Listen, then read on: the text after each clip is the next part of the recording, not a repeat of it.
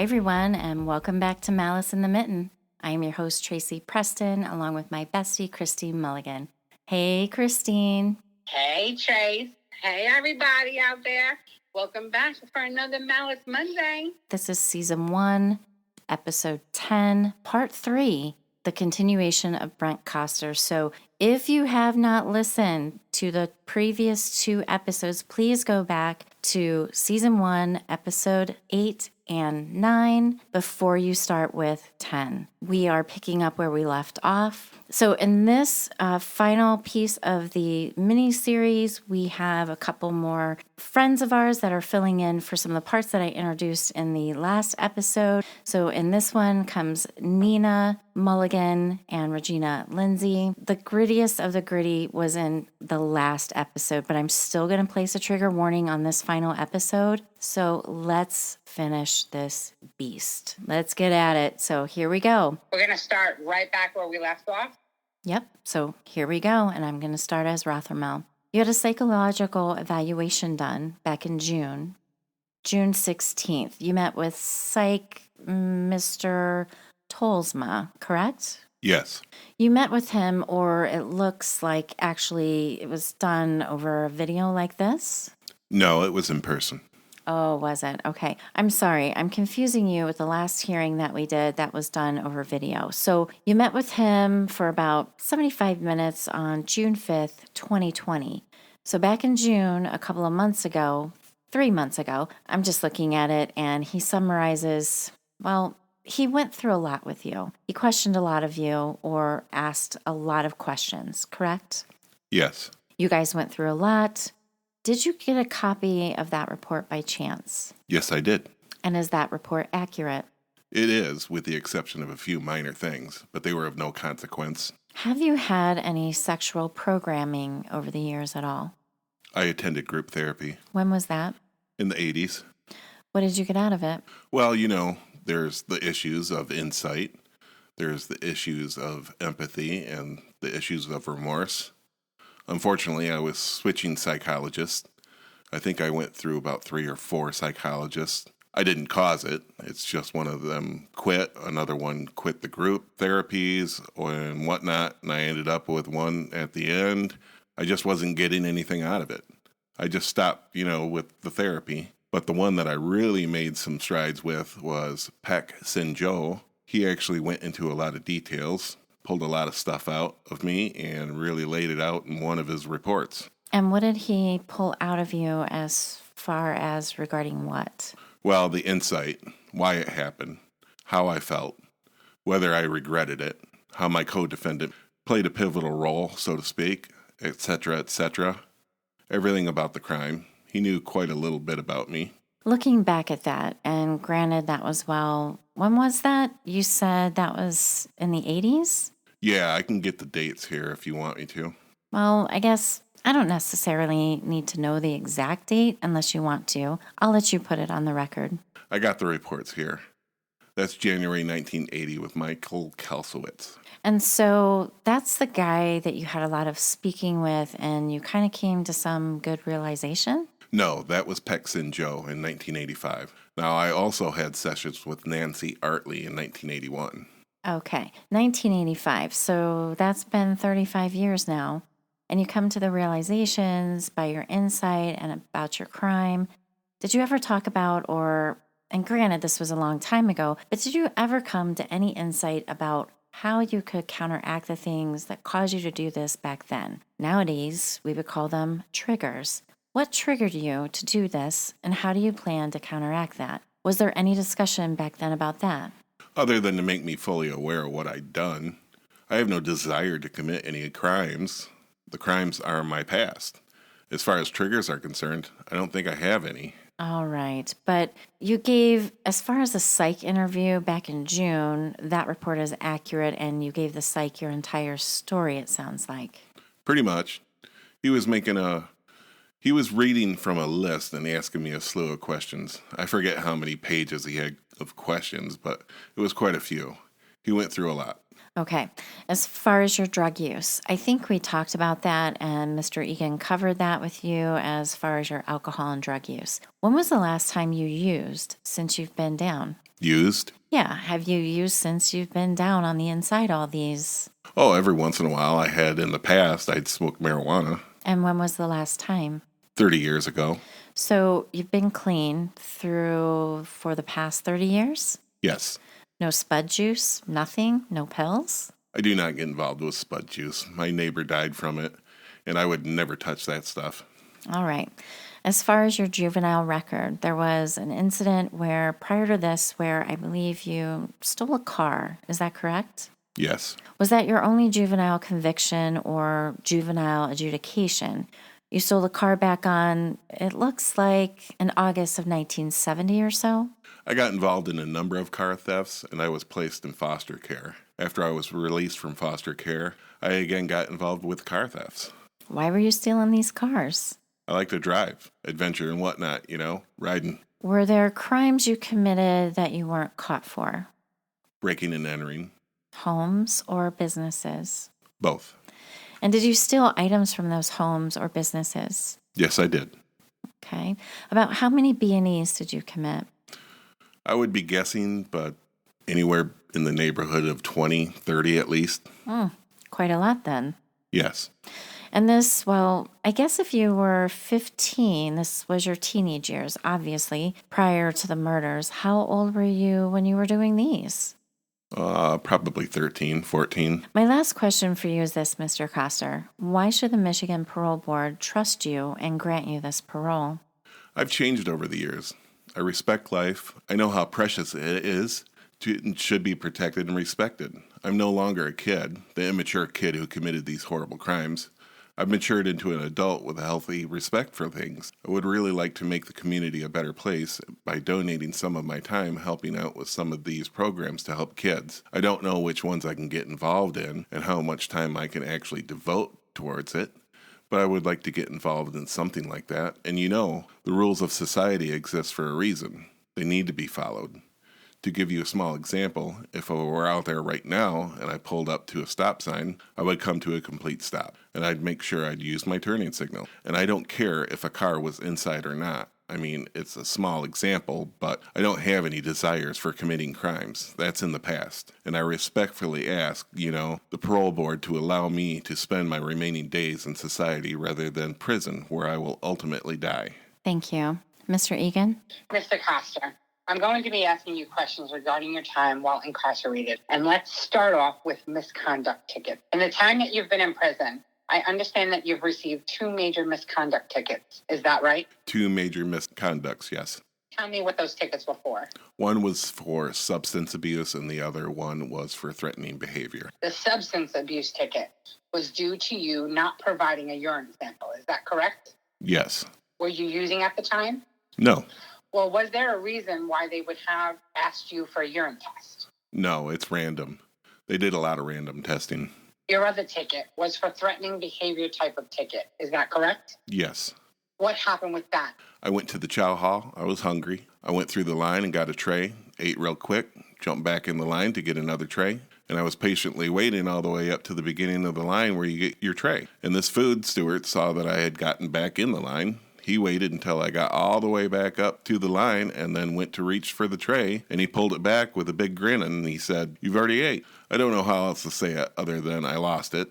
I called the guy every name in the book, even made obscene gestures, talked about his mother, everything. I lost it. Now, that ticket, was that back in 1981? Yes, and he got even with me. I've got information about that ticket. Do you have any tickets now? No, I do not. Let's talk about programming. You talked briefly that you had some therapy that you were in. Was this where you went into a mental health services? Well, yeah. I'm trying to figure out, was this an actual program, or was this where you voluntarily went into mental health services with a complaint? I asked to be involved in group therapy. Were you suffering any type of symptoms at the time? No. Have you had any other programming? Are you familiar with core programming? I've heard of it. What programs have you been involved in? Let's see. I got a list here somewhere. Just a second. Bear with me. One of them, well, I can't find it right here, but one of them as a paralegal training program I started. That was a vocational program? Yes, I started it in 1978 and concluded with it in 2023. I also got involved in horticultural program and received a certificate, as well as food technology. I received a certificate there. I tried to apply for custodial maintenance as well as building trades, but I was told that because I was serving a life sentence, I couldn't be enrolled. So as far as any type of cognitive behavioral programming, like thinking for a change, I'm sure you've heard of that program? Yes. You were not involved with any type of program such as that. Is that right? No. And I understand that it's because of your lifer status. You did complete your GED? Yes, I did. What year did you do that? Early in my sentence, I don't have the actual date. I'll track it down. What type of jobs have you had while you've been inside? Well, I worked for prison legal services about 25 years. After that, I worked in food service. I worked for the yard crew. I worked in the unit as a wheelchair aide, which I currently am now, and a few other odds and ends. And what type of work reports were you getting? Good. From the time that you've been on the inside, have you ever received any letters or accommodation? No, I have not. Why don't you tell me about your physical health? You have some physical health issues, is that correct? Yes, a couple of years ago, I was diagnosed with colorectal cancer. Are you still? Are you in treatment? No, treatment was concluded in February 2019. And are you on any kind of medication now? No. Any other physical problems besides the colorectal issue? I currently have an ostomy bag. Is that the result of the colorectal cancer treatment? Yes. And as far as mental health services, you described getting into group. Are you in treatment now at all? No, I am not. Have you ever had a diagnosis while you've been within the Michigan Department of Correction as to your mental health? The only thing I recall as far as a diagnosis is my initial meeting and interview with the psychologist in RG&C. Did they give you a diagnosis? Well, what do you mean by diagnosis? Well, by diagnosis, what I would mean is something. Prisoners also suffer from anxiety, depression, sleeplessness. Some of them are schizophrenic. There's bipolar. There's all different issues of diagnoses. But I'm curious if you have received any type of mental health services and what the diagnosis would have been. No. Let's talk about a parole plan. If you get parole, what do you plan on doing? Actually, I put one together. It's a self-styled one. Why don't you tell me? Okay. One, I needed the vital documents. I currently have the birth certificate in my file. I have Social Security. I have Medicare. There's an issue with home placement. I would like to have the parole board refer me, if you decide that there is a parole in the future, to KPEP in Kalamazoo. Why KPEP? So I've been locked up all my life, all my adult life, and I think KPEP would serve as a quasi-step-down program, like decompression, so to speak. It would not be as structured as prison, but would still have some structure, and would allow me to ease back into the community. Also, KPEP is located next to the hospital where I could deal with these medical issues that I have. Also, my crimes have caused a lot of damage with my family, and I need to get with them and try to make things right. When you say family, who are we talking about? One of them is my brother. For some reason, he just does not want to talk to me. Do you write to him or anything along those lines? I have in the past, but things have changed, and I'm trying to figure out exactly what's going on there, and it's attributable to my crime. Well, do you have any support from family or out in the community? That's what I want to do while I'm at KPEP, opportunity. I'm asking you, hold on, Mr. Koster. What I'm asking about is now, at this point, do you have any support out in the community or from family or friends? Nothing that I can confirm at this point. Well, I do have friends. The problem is that they have their own situation, which would preclude me from living with them. Well, I'm not necessarily looking for who you're going to live with, as people who would be able to help you if you need some help, such as transportation, just some moral support, someone that you can spend some time with. You know, when you get out there, there's going to be some obstacles for you. And if you've got some people that you can talk to about problems, that's a good thing. So tell me. I have a lifelong friend named Sue Nemeth. I talk to her regularly. As a matter of fact, we've talked quite extensively about this parole process. We've talked about home placement. She says it's just not going to happen happen right now because she watches the grandkids, and they occupy the space that I would have occupied in the event I would have gotten out. Another friend of mine, Sandra Gerard, I think she might appear for comments at the end of this hearing. We talk extensively, and she's basically a sounding board for me. And she knows the Department of Corrections quite well, and she's very familiar with what a person goes through, and she offers extremely good advice. I've got to admit that. And she knows me rather well, perhaps a little bit too well. And Mr. Koster, let me ask you this. How would you plan on supporting yourself financially? work. I have no problem. What type of work do you think you could do? Initially, I would have to take anything that would come along just to get the money flowing. Eventually, though, I would like to be hired at a law firm. I've got the experience with the prison legal services. I trained under the tutelage of countless attorneys. I know the aspect of criminal law, civil law, administrative law, family law. I've got basically the whole 9 yards. But I'm really favoring civil law. I would like to try to get into a law firm to work cases, behind the scenes, so to speak, and make them some money and make myself some money at the same time. What would you be doing with your free time? Enjoying life, smelling the roses, so to speak. The little things that you take for granted, I would thoroughly enjoy. Watching the sun come up, watching the sun go down, spending time with the friends I've talked to. I talked about a number of things. Is there anything that you feel, Mr. Kostner, and I'm talking about while you've been incarcerated, anything that you feel is important that you think the board should know that we haven't really discussed? You're talking about my closing statement. Not yet. Just anything that you feel is an important issue that we haven't touched upon that you feel that we should discuss. No, we've covered a lot. All right. Then with that, I'm going to conclude the first stage of this hearing. We're going to go on to public comment at this point. First, I'm going to note for the record that I have no indication from the judicial branch or the executive branch, although I think, Mr. Rothmurrow, you indicated the letter that you received in regard to this public hearing. Yeah. And also, I don't see that there's anyone on the list that is from the MDOC as far as any type of placement study that's been done. So I'm going to move to Sandra Gerard. Miss Gerard, if you could unmute. Miss Gerard, are you still there? It shows that she's still online. Miss Gerard, if you could unmute your microphone and turn your camera on for Mr. Egan. She's still showing up. I know. All right. I'm going to move on to Jackie McKinnon. Oh, there she is. I'm sorry. Thank you. I hit the wrong button. Okay, Miss Gerard, could you raise your right hand? Do you swear to tell the truth and nothing but the truth? I do. Thank you.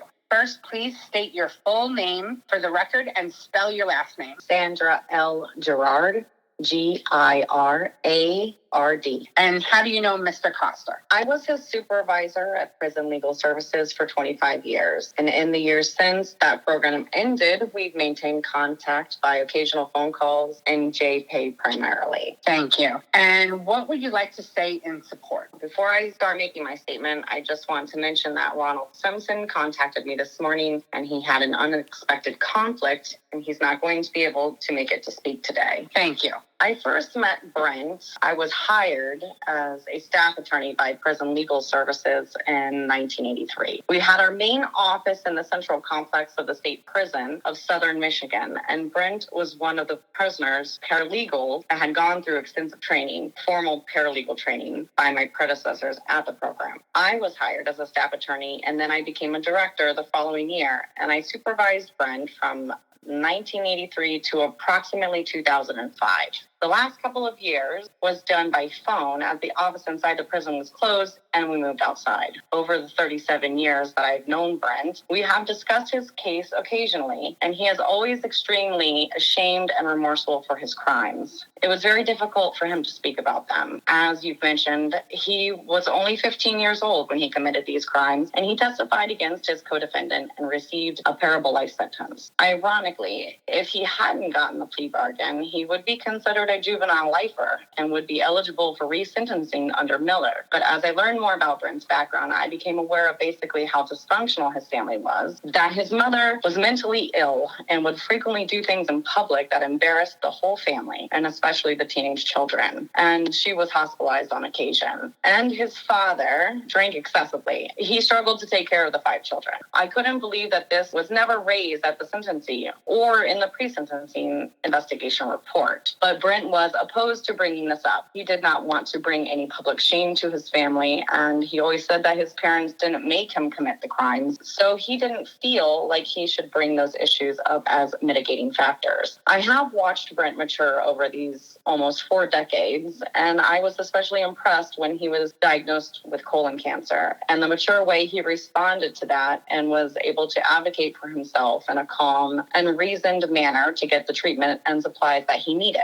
When he was, as an employee, he was very responsible, a highly skilled paralegal, and I think would be able to find employment in that field. He also learned a lot about computers and could perhaps work in that field as well. He was employed to help the staff attorneys provide legal services to other prisoners. So he demonstrated concern for others and dedication to helping people. At 15, of course, we all know that the brain is not fully developed, even until maybe the age of 25. And teenagers are more likely to be rehabilitated or to change than adults who have committed crimes. And I fully believe that Brent is rehabilitated and is not a threat whatsoever to society. And I would be available to be a support person for him in the event that he is paroled. That's pretty much it. Thank you very much. Mr. Rothmerl, do you have any questions? No, thank you. Thank you, Mr. Rod. If you could please mute and turn your camera back off. All right, Jackie McKinnon, if you could unmute and turn your camera on, please. I'm here. Miss McKinnon, do you have a camera? Now we can see you. Miss McKinnon, would you please raise your right hand? Do you solemnly swear to tell the truth and nothing but the truth? Yes, I do. Miss McKinnon, would you please state your full name and spell your last name for the record? My full name is Jacqueline, Jacqueline McKinnon,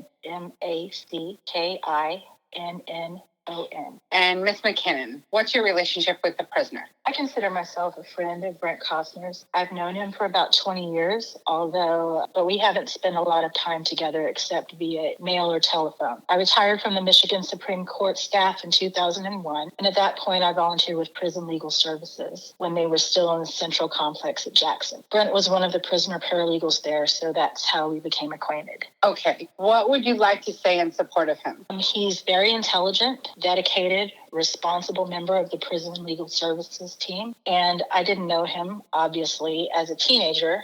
There's nothing more horrifying, perhaps, than the crimes that he's convicted of. But he's now an adult. He's not a 15-year-old. I have not seen any evidence whatsoever in the 19 years that I've known him that he is impulsive or a predator or anything but responsible and contrite and remorseful for his crimes. I think, it's impressive that he didn't complete his education until he got a GED in prison, and yet he is one of the most intelligent people. He learned about computers without having the computer. He's very aware of legal issues and implications and so forth, and he was just one of the best paralegals that we had in prison Legal Services.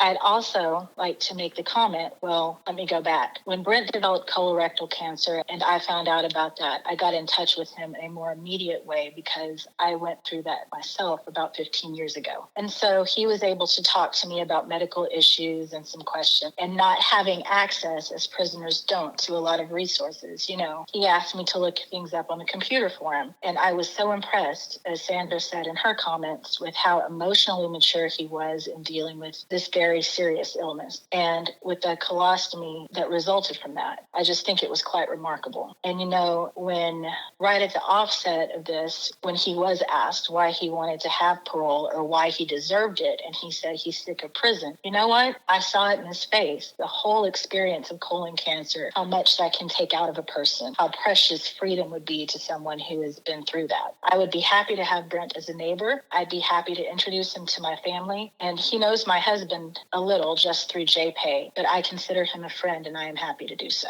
Thank you, Mrs. McKinnon. Mr. Rothmerl, do you have any questions? No, thank you. Thank you, Miss McKinnon. If you could please turn your camera off and mute. Looking at my list of attendees, there's no one else that wishes to address the parole board. So with that, I'm going to close the second stage of the public comment. Mr. Koster, I'm going to ask you at this time if you would like to give a final statement to the parole board. Thank you. I cannot change the facts of my crime. I can only explain why they happened and why they will never happen again. I know it's bad form to lay blame on a co-defendant, but in my situation, I believe it's justified. If I had not met Danny Rains, I know in my heart that I would never have become involved in crimes like this. I have had a difficult time openly discussing my crimes because of the shame and guilt and the unwillingness to fully admit to myself what I had done. I've avoided dealing with it for many years. Only within the last 15 years or so have I started to slowly face my demons. My recent experience with colorectal cancer has renewed my perspective on life. It has helped me accept responsibility for my crimes. I realized how precious life is, how short it is. I fully respect it. I also need to visit the graves of my victims and tell them how sorry I am for taking their lives. I want to talk to them and ask them for their forgiveness. I also need to personally tell the victims' surviving members how sorry I am for what I've done. I also need to say the same to my own family. I ask the board to take a hard look at my case and consider offering me a second chance at life. I destroyed my first chance, but I can guarantee you, the board, that I will cherish and respect a second chance at life and do absolutely nothing to jeopardize it. I want to thank the board for granting me this hearing. It truly means a lot to me. Thank you, sir. Ms. Gerard, I recognize that you have your hand up, but we've concluded the public comment section of this public hearing and we've moved on. So if there's something that you want to address the board with, what I suggest is that you do it in a letter, okay? Mr. Rothmerall, do you have a statement that you would want to make? Yes, thank you. Mr. Koster, now is the time where I go on the record with the Attorney General's position regarding your potential parole. But keep in mind, I don't have a vote in the matter. The parole board will be the ones that will be determining your parole fate in the near future. With that said, the Department of Attorney General takes no position regarding the potential parole of Mr. Brent Koster. Thank you. Thank you. Mr. Koster, what I would like to do at this point is again to remind you of what's going to come. As a result of this public hearing, I'm going to prepare a report summarizing what has occurred. We will get a transcript of the proceedings, and once we have that report and the transcript complete and the parole board meets in executive session, when all 10 of us are together, we'll discuss your case and we'll make a decision whether you will receive parole or not. It will require a majority vote of the parole board, meaning that at least 6 out of 10 would have to support paroling you. If it's determined that you are going to receive parole, we will also set the conditions of the parole. As I said earlier, the terms of the parole will be 48 months. There will be no early discharge for good behavior during that time period. There will also be conditions placed upon you that are part of the parole, and you're going to need to comply with all those conditions. If you fail to comply with those conditions, you could be returned to prison, and very likely it would be for the rest of your life if you were to fail on parole. What I will tell you, if the board takes no interest in your case, meaning that we're not going to parole you, what will happen is your case will fall into the lifer review cycle again, which would need to be reviewed on a 5-year cycle. One of the things I do want to tell you about your parole is this. Those conditions are going to be placed upon you to protect the public, but they are also a roadmap for you to be successful on parole. You comply with those conditions, you're going to make it through the parole. And what I tell you also is that while you're on parole, that you're going to face some obstacles. You're going to face some barriers. You're going to face some difficulties, and you're going to have a parole agent, and that parole agent is going to be somebody that can assist you to overcome those things. So use that parole agent. Talk to that parole agent. Let them know if there's something that's not going well, because they're there to assist you. They're not there just to be on your back or to keep an eye on you. They're there to assist you. So use that person. The other thing I'm going to tell you is that you, as a convicted felon, are not going to be allowed to be around weapons. That would be a felony. So you've learned the concept of area of control. What you need to do is make sure that when you're with somebody, in somebody's company, or you're staying with somebody, or you're getting into a car with somebody, that they do not have a firearm. If you are caught within the area of control and there's knowledge on your part, that would be a parole violation, and you would again be brought back to prison. Do you understand that? Yes. With that, is there any question that you have for the parole board? None that I can think of at this time. All right, well, this is your chance. If one does come up, could I write you a letter? Sure. With that, I'm going to conclude this public hearing in the matter of Brent Koster. I want to thank Mr. Rothmerall for being here. Thank you, Kelly, for being here. And thank you too, sir, for coming in and speaking with us. Thank you. Hearing concluded at 1:18 p.m.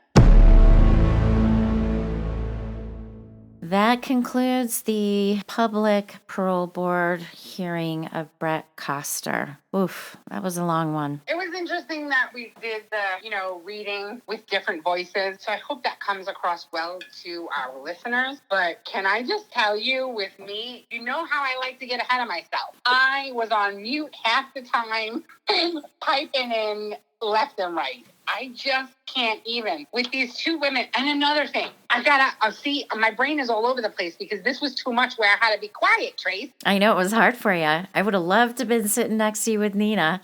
It was very difficult. Oh my God. All right, so Trace, let me understand because I'm super confused. What happened to Danny Raines? Like, where's he at? What's he doing? What's happening? Well, Danny Raines died at the age of 78 on January 29th, 2022 at the Lakeland Correctional Facility located in Coldwater Branch County, Michigan, while serving a life of imprisonment for first-degree murder, second-degree murder, and assault with a dangerous weapon. He was found guilty of killing 4 women in sexually motivated crimes between March and August of 1972. Danny was originally arrested on September 5th, 1972. So both Danny and his brother Larry died serving their life imprisonments. So the only one surviving out of the 3 is Brent. And he's got colon cancer, walking around with a colostomy bag. I just got to say, when we were reading about the colostomy and everything, for those of you that don't know us, that you know that we're nurses. And on this call right now, we have 3 nurses. We used to talk about charting a lot. If it's not charted, it's not done. That's something that nurses say all the time. If they didn't put something in the chart, what would you end up with? Especially when it came to times, because times have a colon in the middle of the time, right? If it's 12:30, it's 12:30. Well, one of my jokes used to always be, if you don't forget to leave the colon there, what do you end up with? The answer, the polite way, is to say a colostomy.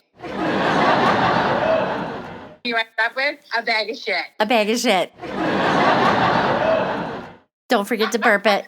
So yeah, that was a funny moment that I had to bite my tongue through the reading of this parole hearing. Another thing that I found interesting was he spent a lot of time being a paralegal for other inmates. Mm-hmm. So he really had this parole thing in the bag the whole time because he knew what to say. He knew how to say it. I mean, this lawyer at one point said to him that he's done 400 of them or whatever. Mm-hmm. I bet you Brent has gone through just as many. Yeah, I wouldn't doubt it because he spent 2 decades working as a paralegal, right? And Exactly. I think it was his role as a paralegal that got him this open parole hearing, which they made it very clear is highly unusual. Exactly. He knew how to work the system. So for all said and done, obviously he was slightly intelligent because he worked the system right out of jail is what he did. And then he got his chauffeur's license and started driving around people that had no idea they were with a rapist and a murderer.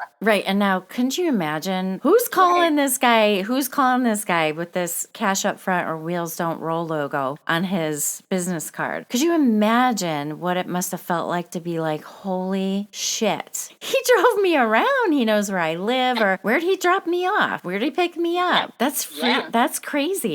That is bonkers. Before we wrap this up, I would love to thank and further introduce our accompaniment today. I think that's appropriate. Todd Preston. Yay. Tracy's husband. Hey, Todd. Hello. How'd you like recording with us? Was it fun? Yeah, it was pretty fun.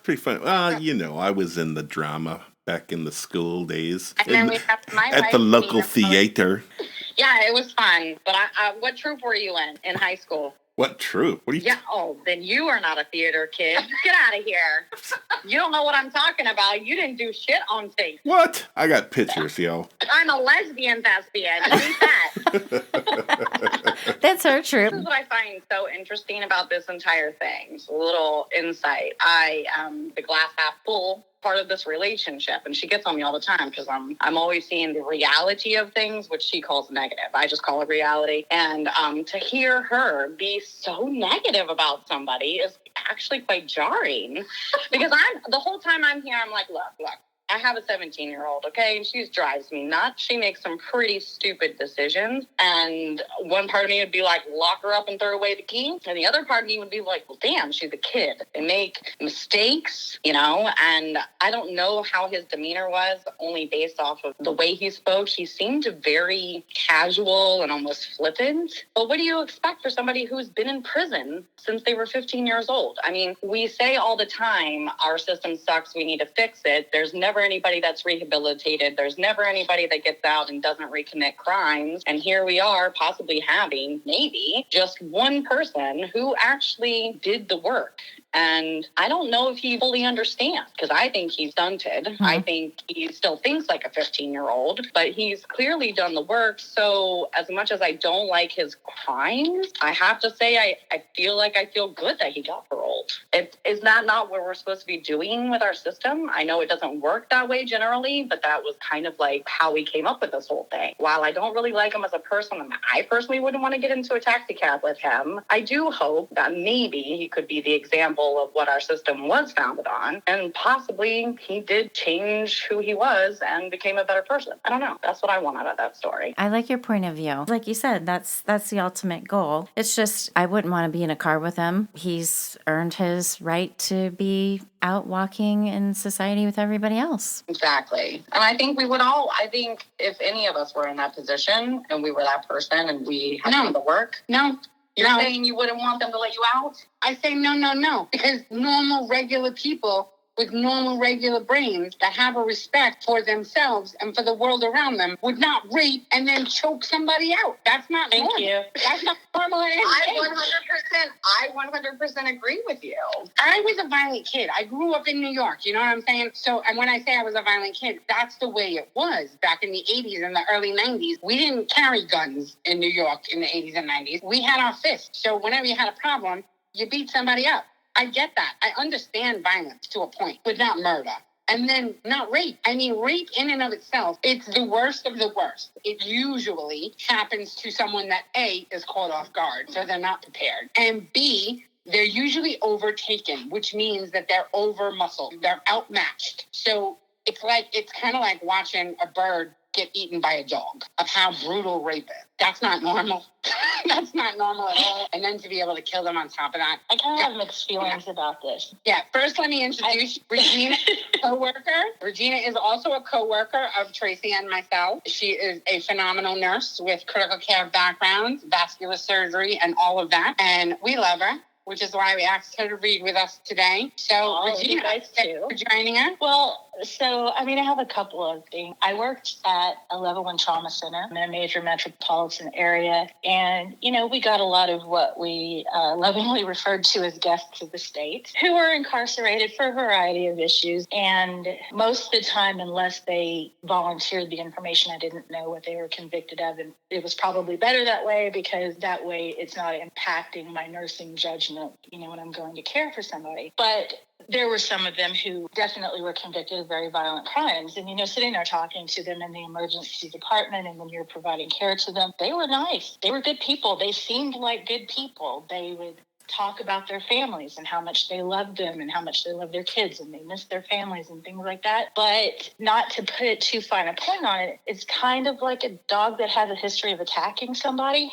because the dog might be behaving right now, but eventually it's going to bite somebody else. And that kind of is how I feel about someone who's, yes, had a very unfortunate childhood, and yes, their frontal lobe was not fully developed at the point that they committed these horrible crimes and all of those things. But do I feel like the public is safe with him in it? Not so much. And I get it. I have kids too.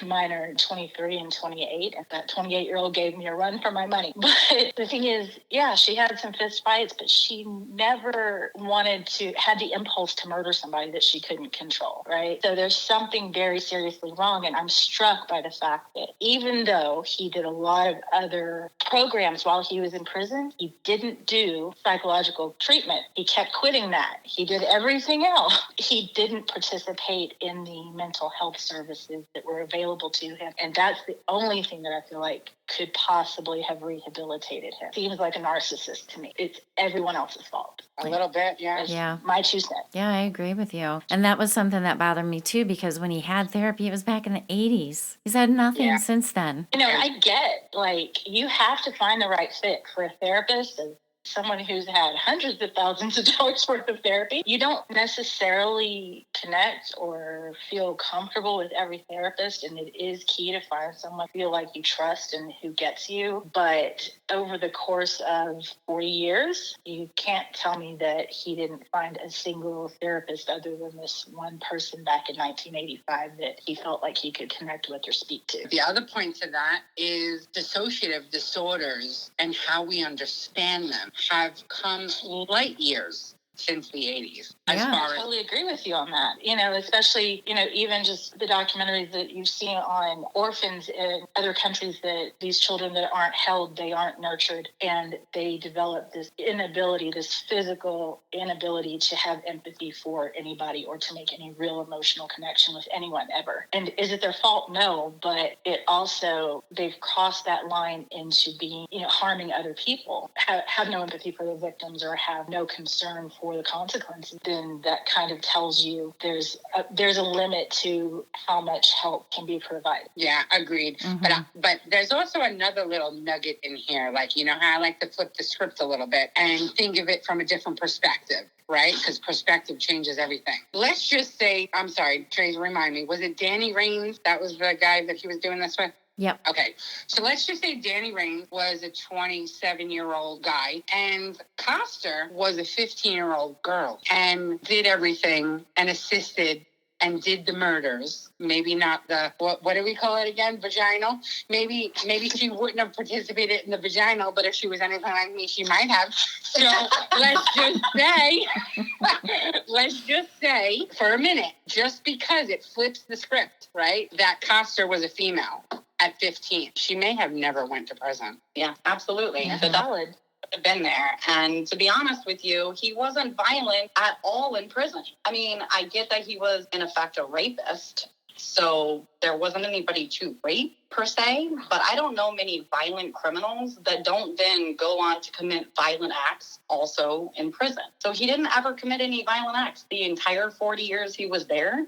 That's a valid point. You know, I mean, I get it. He did some crappy stuff. I don't like him. I don't like what he did. To be 15, to be led around by a 27-year-old, obviously he was disturbed, according to him, placed all these things in his head. And yes, he has culpability for it, but I think he did his time. And you know me, Christina, I don't say this stuff lightly. Here's the problem I have. So maybe he is rehabilitated, but shouldn't there be some kind of set points where he's not working in an occupation where he could potentially take advantage of people and have control of people? I mean, he's driving people around. Do we want this guy working at a child daycare? I mean, this is the kind of thing. This is a violent crime. Why put him in the position where he could potentially do this again? Sure, work, do your job, but as a society, maybe we ought to make sure that he does it in a safe manner that protects everybody else. Yeah, but who's going to hire him? That's the problem. We've never been in prison. How hard is that to even financially make it? Because you're going to do a criminal background check. Who's hiring these people? Right, and that also contributes to recidivism. Right. So, you know, there we go, and we're back on this hamster wheel again, because even if they are rehabilitated while in prison, you know, to Nina's point, valid points all, then he gets out, he can't get a job, and he's despondent and he starts to use again, let's say. I mean, because why wouldn't you? You're depressed and can't get a job. Then what? The likelihood of him committing another crime or ending up in trouble, or, you know, let's be honest, he's more likely to end up on the street homeless because he's not going to have any money to pay for housing. It's just this horrible lack of mental health care in the United States that really contributes to it too. And I do agree. Like I said, I had mixed feelings about it, because on the one hand, I agree with Nina. Like, he did his time. He was young. He hasn't had any violent outbursts while in prison. And on the other hand, I'm like, he's a rapist. And I have daughters. And I have a granddaughter, and I certainly don't want this dude picking any of them up in a vehicle and driving them anywhere. Yeah. Exactly. Yeah, I agree with Todd. He shouldn't be driving taxis at all. Yeah, but let us just resonate on the irony of that for a second, though. That He started out boosting cars, and his reason to that was he liked to drive. He liked to get out there and do adventure. He took a little rendezvous in murdering girls and raping girls in the back of said cars, and then drove them to their burial sites, well, dumping sites. And then he gets out of prison after learning how to get out of prison, being a paralegal for 15, 20 years. And then he starts his own business. Again, a little bit of ingenuity. He is intelligent enough. Starts his own business. Figures, what can I do? I can drive. And oh yeah, I'm going to drive strange girls around in the back seat of the car. It's kind of like revisiting his crime scene. Yeah. Oh my it's gosh. a little bit bonkers. Yeah. It is. The only thing that could be more creepy is that he became a long haul trucker, because we know none of them are serial killers, right? Right. Oh my goodness. Yeah, so this one's a little bit round robin, Trace. It sure we got is. a bag of how we feel about how this shook out. But we basically all agree that he shouldn't be driving strange girls around on the back of the car where he once did other things to them. Yeah, I agree. Good on the Michiganders that called him out, because he definitely shouldn't be doing that. It's like, I can't help but think that I'm from Texas. He'd have gotten a needle here to say. We wouldn't be having this conversation about whether or not he should be paroled. I'm not sure that that's a good thing. I'm not even necessarily an advocate for lethal injection, because I feel like the justice system gets it wrong too often, and one innocent person being put to death is one too many. So let me just, put that out there. This is the way I was raised. Well, this was a good one, guys, and I couldn't have done it without my favorite people. So thank you, everyone, for the all hands on deck for this heavy duty story. It was fun. Thank you. Yep. Agreed. Thank you so much. This is going to wrap up season 1. Next time we come back, we're going to be season 2. We're going to have new theme music. So thank you, everyone. Thank you so much. Have a great week, and we will see you next Malice Monday. Bye, everybody. Bye. Bye. Bye. Bye-bye. Hey, don't go anywhere yet. I've got something for you. I'm so excited about our new theme song that I decided I'm going to give you a sneak listen. So here's our new theme song, written and recorded by an old friend of ours, Ellen Hunt. Enjoy.